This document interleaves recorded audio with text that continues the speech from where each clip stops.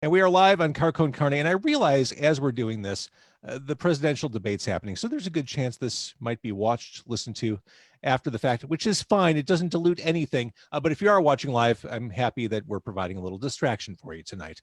Car Con Carne, sponsored by C&H Financial Services. Business owners, they are continuing to figure out how to move forward in and around the coronavirus. And C&H Financial Services is here to help. They offer a variety of products, ranging from traditional merchant accounts to a zero-cost payment processing solution, which eliminates the expense associated with accepting Visa, MasterCard, Discover, and American Express as a form of customer payment. C&H Financial Services eTab solutions, easy to set up for your business for online ordering and curbside pickup. And C&H also offers cost-effective commercial lending programs, which can help get your business the money it needs to make it through these unprecedented times. To learn more, contact C&H Financial Services at 855-600-2437 or go to chfs.us. Life is filled with its annoyances, quirkiness, problematic issues, the things that just get under our skin. My guest tonight has cataloged them all. He is Scott Cohen. His book is Don't You Just Hate That? Just self-described, maybe connoisseur of all things annoying. He's basically the voice in our heads transferred to the printed page. Your book is newly re-released. You had more to say, clearly. Yes, it came out in 2004. And when it was published, I felt a sense of relief that I no longer had to catalog life's annoyances. And then over the next 16 years, I wrote about 3,000 more annoying realities. So the book is out, and I wanted to kind of go through some of these because the second I start talking about these items, it's gonna resonate with people. Because I was reading it. I always read before I go to bed. I don't have a TV in my room. I figure the best way to decompress is by reading. So I'm always reading a book before bedtime, and I'm giggling. I'm chuckling as I'm reading this stuff because I recognize myself in a lot of your neurotic, obsessive musings. We'll say, for instance, when someone says, "I see you got a haircut," and makes no further comment. This is one of the things I don't miss about being in the office every day right now. Stuff like that. Nothing more awkward than that. And you're making me think of there's a point about both Simon and Garfunkel went bald. Right? Somehow that the hair, I guess the hair kind of connected for me. But I did this over the weekend, waiting behind people who look like they're in line, but aren't. And then you do that awkward thing. You finally decide you have to say something like, "Are you in line?" "Oh, no, I'm not." And then you realize the line's over there, and you try to look cool, but there's no looking cool coming out of that. That is true. So do you catalog this stuff as you experience them in life? Do you have like a notepad in your pocket? Do you type in your phone these annoyances as they happen? So I just sort of, anytime they come to me, I email them to myself. And then when I get home, I have a master list. So like my editor at Workman reached out to me about a year ago, and he was like, "We're thinking of republishing the book." And he's like, "Do you have any new points?" And I said, "Yeah, I've written thousands." And I don't even know where they came from. Like when I read them, it felt like a ghost version of me had written them or something. You've met my family, clearly, because one of my favorite ones is when saying goodbye to everyone takes nearly an hour. It's never just goodbye, great to see you, we'll do this again. It becomes, "Oh, remember when?" or "Hey, whatever happened to?" And whenever my family goes for dinner at a restaurant, we're standing in the parking lot for like 30, 45 minutes. And when I read that, I'm like, "Oh, well, clearly Scott Cohen knows everyone in my family and has been through that." Yeah. When the driver pushes the unlock button as you pull the handle at the same moment. My wife, remarkably talented at doing that. That pretty much happens every day. Uh-huh. And again, these are things, I guess, classified as first world problems. Sure. These are not legitimate problems. Have you already emailed yourself a bunch of these since you sent this to, like, once the final copy for this was approved? Did you just keep going? Do you have more banked? No, I've thought up a few new ones, but I simply refuse to go any further. You say that now. You say that now. I don't know if this is something I had in my head or if I read in your book. Do you talk about CAPTCHA? CAPTCHA images, or is this just something that bugs me when you have to do the CAPTCHA where you have to identify, is that a boat? Is that a crosswalk? Is that an airplane, a bird? Yeah, right. I don't think that's in there. I know I have a point about when there's like a password question that's really unclear to you, like, where do you plan on retiring? And you're just like, you know, Oh, I hate those where you have to do the password reminders, and I don't remember what I wrote, and I don't remember, did I capitalize both words? Is it two words? Did I make it one word? Did I throw in an extra character? And I never get that right. yeah. And you'd think with profanity you'd be able to remember that. Uh, Knowing you're in the picture a stranger is taking. This makes me crazy because the second I realize that, I try to duck out of the way. I try to, turn my head, but I know I'm in someone's Instagram or Facebook or whatever for perpetuity. Makes me bananas. I did a lot of business travel for a couple years before my most recent gig, and I flew solo a lot. And when you fly solo, it's always uncomfortable because when you fly with someone, you can kind of lean on that person. It's okay if you violate a little of their personal space. When you fly solo, you're very keenly aware of everyone around you. One of your items, armrest warfare on an airplane. It is like this silent, passive aggressive showdown. James, my fear is that the book post coronavirus, like half of the None of points. these. It's like a war. It's like writing about things that happened during the Revolutionary War. Yeah, When your musket won't fire. exactly. When the horse won't deliver the mail. Exactly. But, what are we going to do? I mean, they were all real prior to March. Back in those crazy days of, say, February. Yeah. But yeah, the armrest warfare on an airplane. And whenever I fly, I always leave the plane and I'm uncomfortable. Like I'm sore because I'm so focused on holding my arms and legs together so that I'm not doing the incidental touching. And I'm uncomfortable. And the longer the flight, oh my God, forget it. But I think that shows that you're a kind-hearted person. This is something that proves that you are from a large city. And I identify this as a Chicago area resident. When no one witnesses you nail an impossibly tight parallel park. What a gratifying feeling that is. Unless no one witnesses it. Right. Like if you could do it one shot, one quick jerk back and then a rock forward and you're in and you're right there by the curb, you feel like you've really done something, like you're gifted. And if no one's there to document it, it's a tree falling in a forest. Sure. True.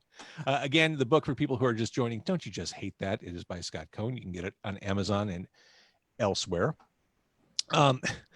Since we're on Facebook, having one of those days when your posts receive very few likes, causing you to feel alone in this world. No one wants to feel alone right now. Did you see the new movie? What's it called? The Social Something or Another. It's on Netflix. Yeah. Oh, it's enough to make you just chuck all your technology into the ocean and never look back. And The Social Dilemma.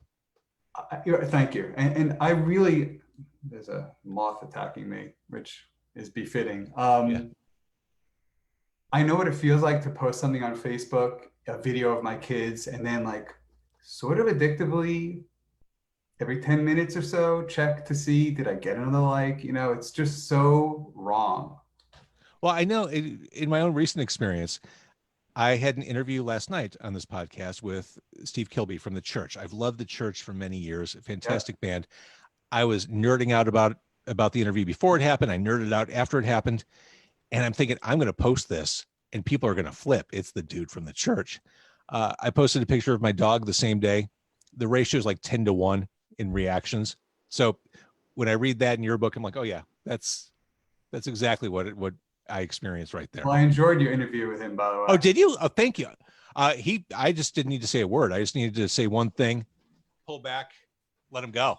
So amusing. And by the way, you turned me on to Howling Bells. Isn't she wonderful? Yes. Juanita Stein. Oh my God. And the whole band, they're just great. Yeah.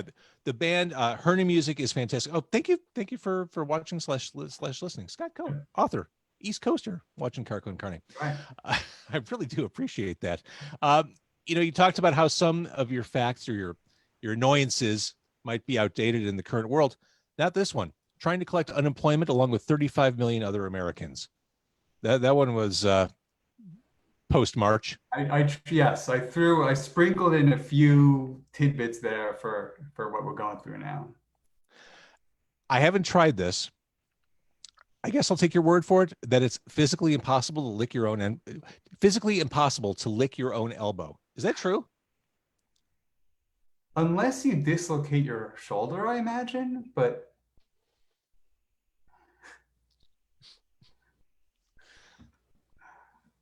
maybe if you're younger. Yeah, I no, yeah, you're right. You need to be some kind of contortionist, some kind of Cirque du Soleil star in order to pull that off. And again, these are first world problems. These are things that people shouldn't be upset about, but they're irritating. They're annoying. They're just enough to get under your skin. And you are the kind of, so you are the curator of all these things. Thank you, James. We follow your lead. This is something I've experienced in my personal life. I don't support this. People who clean because the cleaning lady is coming. Let the cleaning lady do what she does. It's like I don't even bother doing my taxes before someone does them for me. I'm no good at that. We're always blaming the cleaning ladies for moving. I'm super type A, and when they move my stuff around, I'm not surprised you're type A. Just having read this book, that doesn't surprise me in the least. So, but some people, yeah, they've got to make sure that things are at the next level of okay before the cleaning people come in and really do their business. Right. This is something that this is one of those things as I was reading in bed that made me laugh out loud. Wishing you could blurt out, nope, next, each time a waiter starts describing a special you don't like. That's the worst. And there's no way to ask how much each dish costs. It would just look and sound wrong. Yes. But deep down inside, you may want to know that. And it's such an awkward moment too. You have to give an audience. So as the waiter's reading stuff that you don't really have an interest in, oh yeah, oh that sounds good. Oh, I haven't had carpaccio in a while. That's lovely. I think with the horseradish something, fabulous. Speaking of the social dilemma, you could have written this last week, being subtly manipulated by algorithms that monitor your every click. That was clearly written before you saw the social dilemma, and here we are. I wrote a joke that I saw Seinfeld like riffing on a few days later. I'm trying to remember what the joke was. And I remember emailing my editor, Danny at Workman. I'm like, you are proof that I wrote this joke before Seinfeld. I'm not stealing Seinfeld's joke. Gosh, I'll have to remember what it is. So my daughter is learning from home, as so many kids are right now. And she just started her AP World History class. And I realized that she's talking about what she's studying and taking notes on. I don't remember any of it. Then I read this, not being able to name one event that occurred between 967 and 1492. And I'm like, you know what, Scott Cohen, you're wrong about that. All right. Well, give me one. Go ahead. And then, yeah, big goose egg on that. Yeah, okay. It's amazing the stuff we just jettisoned from our memory pods through the years. Just gone, like not even recoverable. It's not, the data's just lost. And I'm not sure, was there ever any data from that period? Nothing happened. Right. It was a quiet time. Everything was fine. This another laugh out loud thing. This is more of a pre-COVID and hopefully someday post-COVID public transportation thing. When a seat is hot from a stranger's butt warmth, that says it all. That's about as vivid a description as you can get. The whole toilet seat thing, when you have a certain person over and then you need to use the toilet and you can't help but sort of picture their involvement. Their involvement. Well, along those lines, the vulnerability you feel while sitting on a public toilet. There's also another one about when you're using a toilet and you're, like the people who are hosting you can hear your urine splashing into the toilet. Yeah. That impedes my ability to urinate in a natural manner. I understand that. I'm going to tell you something. This is the most candid I've ever been on this podcast, and this is no joke. I am convinced I've trained my body to not have to use a public toilet during business hours. Whatever I can do to avoid that. Number one is inevitable, but I have disciplined my internal systems to not have to do that at work. Well, can we go a step further in terms of you being candid? Can I ask you a question related to the book? Sure. There's a point about being attracted to a mannequin's well-shaped chest. Have you ever felt any kind of attraction to a mannequin? Your listeners want to know this, James. No, that's not no. How But about you a have? cartoon character? Growing up, I mean, we all, I mean, Daphne on Scooby-Doo was fantastic. Okay. It was the redhead thing, the short skirt. Jessica Rabbit? I think I was too old to, I mean, I get it. She's a curvy minx, but no, I think I was too old. But as a kid growing up and forming opinions, I think Daphne from Scooby-Doo. Okay. And, there's the extra adrenaline rush of, being scared and monsters and, it's a kid's horror show, it was all adrenaline and hormones. Sure. But are you attracted to mannequins? Not normally. I'm not saying that. I am deeply attracted to mannequins. This is why I do this show. This kind of confessional aspect. I mean, I have walked by a mannequin with, like I said in the point, like a well-shaped chest, and felt a tinge of attraction. I have. You're only, yeah. When I was a kid growing up, I remember it's funny. My kids, as they grew up, I definitely was more restrictive of the movies they watched than my parents were when I was growing up. When I was growing up, I watched every R-rated movie that came out. I would see them in the theater with my parents. It's just such a different time. I mean, I remember seeing The Blues Brothers when it came out in theaters, which like the first 5 minutes of it are the most vulgar 5 minutes in movies in the 1980s. But you bring up a point, watching a movie with your parents that shows full frontal nudity. There was never a more awkward feeling than that, because inevitably watching those R-rated movies, especially like slasher movies like Friday the 13th or something like that, it was boobs a go-go. James, I don't know if you remember this, or because I feel like we're a similar age. I'm 25. There was a point a long time ago where there was the Playboy channel, and that was like a big thing. Okay. Uh-huh. And a friend told me, like, if you turn the knob on your TV, okay, we're going back to channel 4, and then you press 3 and 7 on the box. You remember the box? With Yeah. the channels? It'll pull up the Playboy channel. And my friend Mark, we kind of experimented with this, and we got it to a point where it would come in but scrambled. So we would watch scrambled breasts essentially. And yes, for us growing up, it wasn't the Playboy channel. It was it on TV? It was something, but it was it was like a UHF thing, and you needed to kind of, I think it was UHF, and it was like in between channels. And yeah, you were definitely looking at like slanted boobs on the top of the screen, and then the image was broken at the bottom, and maybe there was a pair of legs, and in your head you had to kind of piece together this Van Gogh sculpture into a living human to imagine what that was. But yeah, I mean, that was childhood. That was, these kids today are so lucky they've got porn in their pockets with their phones. We had to really I mean, I was just going to say, as a dad of 2 boys, it's also terrifying how available everything is. Everything. And you can only police so much, or you're only able to police so much. I totally agree. There are times where you just kind of cross your fingers and hope for the best. Yeah. I mean, you're right. It is astonishing how much access people have to everything right now. So I have a question for you unrelated to my book. Yes. I know you're a music guy, and I've been thinking about this, but maybe because it's the pandemic and we have a lot of time on our hands, it's a 2-part question, okay? This is like the debate. I hope it's more engaging than that. Well, is this going to be about the Supreme Court? I'm not ready for this question.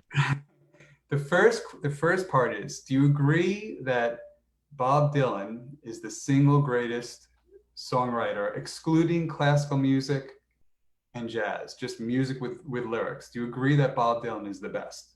No. And the reason why is because he has a lot of shitty albums. I think someone with a career that spans that long of a time is going to release a bunch of duds. I think the Rolling Stones, in fits and starts, are the greatest rock and roll band on earth. But I also know they recorded Steel Wheels. I also know they recorded Black and Blue. I think there are significant runs in music history that are worth noting. I think Dylan in the 60s, untouchable. I think one of my favorite all-time runs is Talking Heads, the run of albums that includes, let's see, it's Fear of Music, More Songs About Buildings and Food, and Remain in Light. I think that is fantastic. I mean, U2 has their own set of runs. Unforgettable Fire, Into Joshua Tree, Into Octung Baby. Well, no, you got to count Rattle and Hum in there, which breaks the streak because Rattle and Hum sucks. But if you pull that out, I don't agree. But really, go ahead. I just think no artist that has been around that long has an unassailable record. I love David Bowie. Still an all-time favorite, but I can't reconcile Black Tie, White Noise. I can't reconcile the first Tin Machine album. I can't reconcile Never Let Me Down. But I can say that, Station to Station, Low, Scary Monsters, and Diamond Dogs are untouchable. And right. Same thing with Dylan. I like Desire, but I don't like Infidels. Well, the production on Infidels is the problem. The sort of puffy drum tones. Yeah. But you have Mark Knopfler playing incredible lead guitar in that.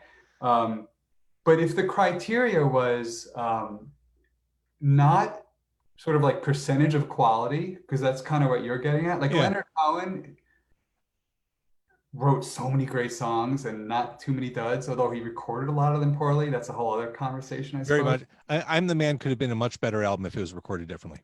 Right. But if your criteria was who wrote the most great songs, and if there are duds in there, that's fine. Then does Bob win? I don't know if he wins. He's up there. I mean, he's a poet, no doubt about it, and he's written some incredible resonant stuff. I'm not as head over heels for Dylan as clearly you are. I mean, you're obviously a huge fan. I mean, the fact that I say Infidels and you're like, well, Mark Knopfler played guitar on that, and the drums sounded like this. I'm just not as much of a fan, but I certainly recognize the contribution. And where are you on Bruce Springsteen?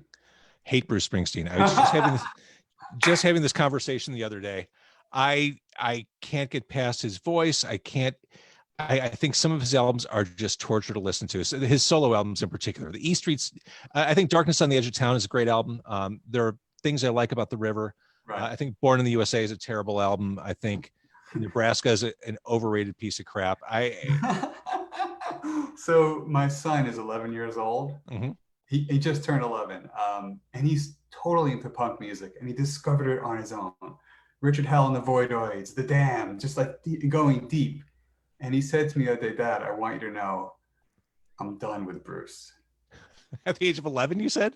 Yeah, he said it to me. And in particular, it's Born in the USA that just was the tipping point. He just cannot, that song, no. Yeah, honestly, just listening to the song Glory Days makes me angry. Yeah, no, I hate it. I agree with that.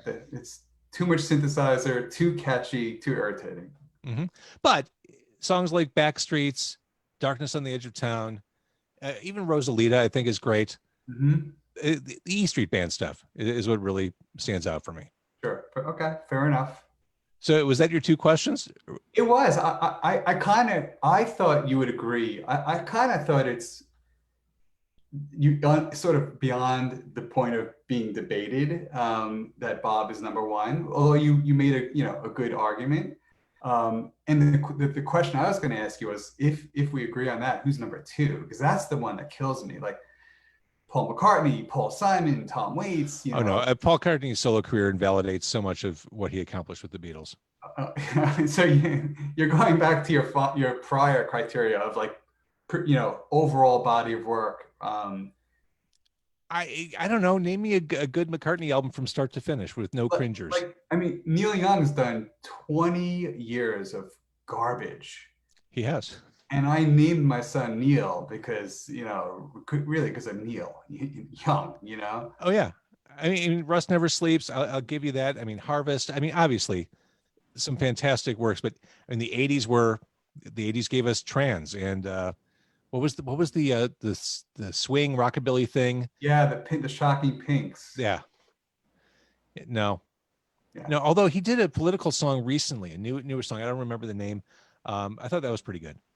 Like let's impeach the Yeah, president or something. it was there was no ambiguity to it, but I thought it was, cantankerous rockin' Neil Young, which I do enjoy. Yep. I love that. So do you listen as you write? Do you have music on, or do you need to like turn music off as you create? That's a good question. It depends what I'm writing. Like I was writing a novel, and then my son was born, and I haven't written that since. Actually, it's been 11 years. I get that. But if I'm working on a novel, then I can't have words. I can't be listening to, Yeah. right? Maybe more like Philip Glass, it's like. I find like soundtracks and scores. I'm the same way. I do a lot of writing for my job during the day, and as much as I love music, if I start listening to it, it's distracting because I really find myself.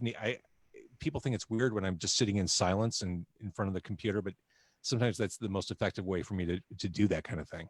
And it's like I live in a world of sound, Oh yeah, with kids, sure you do. Well, but I just mean I hear everything so acutely, and my boys are the same way. It's unbelievable. Like, if I put on Ed Sheeran for my boys, like they would physically attack me. Here's the thing: I have a son and a daughter. My daughter is very much into contemporary pop. Whatever the CHR radio station plays. My son likes so much of the stuff I like, and he's going through every rabbit hole in YouTube and recommendation engine trying to find new music. And I pulled him aside one day and I said, you need to find a better way to rebel, because this doesn't work. Like if you're going to tell me about some hardcore punk band or extreme metal band, it's not going to make me uncomfortable. Find another way to piss off your parents, because this is failing you. And I really, I figured I'm not going to lead my kids to the dark side. Like if they discover it on their own, I'm not gonna, that I have no problem with that, but I'm not gonna bring them to like Elliott Smith and all that. And my son Neil says to me, Dad, do you know this song? And he puts on Bodies by the Sex Pistols. You know Of course. Yeah, and it's like, fuck this and fuck that. And he's 10 years old, and I'm just like, oh my God, he's gotten there already. Speaking of Sex Pistols, one of my quarantine hobbies was learning how to play the guitar. I'm not good. I've only been playing since quarantine started. But I did learn how to play the opening lick of Pretty Vacant from the Sex Pistols. It's not too complicated. And I'm not even going to try to sing it, but that was a big thrill for me, just being able to play something I recognized by the Sex Pistols. Yeah, but keep on it with the guitar. I realized when the pandemic hit, I need to find something to focus on. I mean, I have a job, so no complaints there, but especially at night, I didn't want to end up every night just scrolling through Netflix or just settling on a 2-hour waste of time. I wanted to be productive beyond the podcast. So I thought I would take up a guitar. So when I was 21, I had my heart broken for the first time, deeply. And I was so depressed. I mean, I barely left my room as a college. I did just enough not to fail all my classes, and that's all I did. And I had the sort of presence to just think, you know what? I've always wanted to play guitar. I'm not going anywhere right now. And so I bought a guitar and I got good pretty fast. Did you? Yeah, because I just immersed myself in it. Did you get an electric or an acoustic? I started with an acoustic guitar. Because that's supposed to be harder. I mean, just getting my fingers to bend and push the strings down all the way, that took some doing. I have the calluses now. Yeah, it's physically painful. It really is. For the first month or two, for sure. Just the fingertips. Like, yeah. I got to the point where and even like, with your wrist, it feels so unnatural at first, but if you keep playing, yeah, it'll start to, it's almost like driving a car, and it'll just get easy. I still can't play a proper F chord to save my life, like the hard F chord. One. Oh my God, it just makes me angry. But here's a tip for you and all of your musical listeners who are like you and have just picked up a guitar or any instrument and they want to learn it, the greatest song for a beginner to play is Helpless by Neil Young, getting back to that one. Really? Yes, because first of all, it's so slow. And second of all, it's D, A, G Those are the easy. whole time. The choruses, the verses, D, A, G. If you can remember that, you can play that song. I see. I appreciate that. I'm going to be pulling up the tab or the chords the second we hang up. All right, cool. See, this is the benefit of quarantine, I guess. All right. So getting back to you and getting off music for a second, because I suspect we could stay down that rabbit hole for a while. The book is Don't You Just Hate That? And this is, I hope this doesn't sound offensive to you. This is a great bathroom book. This is because you don't need to read it in a linear way. This is a book you just pick up, open to any page, and get a couple laughs out of. I am not offended. I have no sort of, vision in my mind that this book is anything more than it is. It's just a really fun read. And like I was saying earlier, I see myself in so many of these things you hate. The one final one I wanted to bring up, because it's factually inaccurate to some extent. The tiny percentage of times when song dedications played on the radio are actually heard by the person they're being dedicated to. And this is the Santa Claus moment where I say, those dedications are all made up. They're not actually made for real people. Really? A little radio secret. It's all garbage. Interesting. Like the laziest thing a disc jockey can do on the radio is say, coming up, this song by request, requested music by Bob Dylan. Right.